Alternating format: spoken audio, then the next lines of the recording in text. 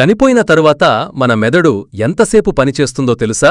90% మందికి ఇది తెలియదు. మెదడులో 860 కోట్ల న్యూరాన్స్, 86 బిలియన్ న్యూరాన్స్ ఉంటాయి. మరణం తరువాత కూడా మెదడు చురుగ్గా ఉంటుందని శాస్త్రవేత్తలు చెబుతున్నారు. ఇది అవయవదానం, అత్యవసర వైద్య నిర్ణయాలకు ముఖ్యమైన అంశం. ఒక వ్యక్తి చనిపోయినప్పుడు శరీరంలోని ప్రతి భాగం పనిచెయ్యడం ఆగిపోతుందని మనమనుకుంటాం. కాని శాస్త్రీయ దృక్కోణంలో మనం చనిపోయిన తరువాత వెంటనే శరీరంలోని అవయవాలు పనిచెయ్యడం ఆగిపోవు.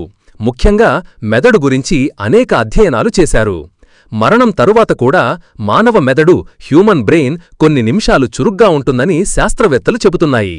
శాస్త్రవేత్తలు, వైద్య నిపుణుల ప్రకారం ఒక వ్యక్తి మరణిస్తే అతని గుండె, శ్వాస ఆగిపోతుంది. అయినప్పటికీ మెదడు కొంతకాలం సజీవంగా ఉంటుంది. కొన్ని పరిశోధనల ప్రకారం మనం చనిపోయిన మరణం తరువాత దాదాపు 10 నిమిషాల పాటు మెదడులో కొన్ని బ్రెయిన్ వేవ్స్ కనిపిస్తాయని వెల్లడైంది.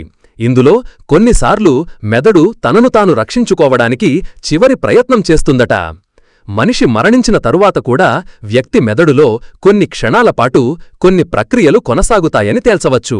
అందుకే కొన్నిసార్లు మనుషులు జీవిత ఫ్లాష్ బ్యాక్లు, లైఫ్ ఫ్లాష్ బ్యాక్స్ అనుభవిస్తున్నట్లు, లేదా మరణానికి ముందు లేదా తరువాత కొన్ని క్షణాలు తమ కళ్ల ముందు వారి మొత్తం జీవితం గడిచిపోతున్నట్లు అనిపించవచ్చు.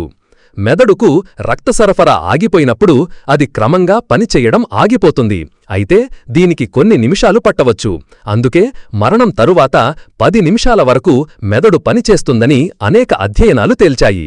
ఈ అంశం కేవలం ఆసక్తి ఉన్నవారికి మాత్రమే కాకుండా అవయవదానం, మెదడు మరణస్థితి, అత్యవసర వైద్య నిర్ణయాలకు కూడా చాలా ముఖ్యమైనదిగా పరిగణించబడుతుంది.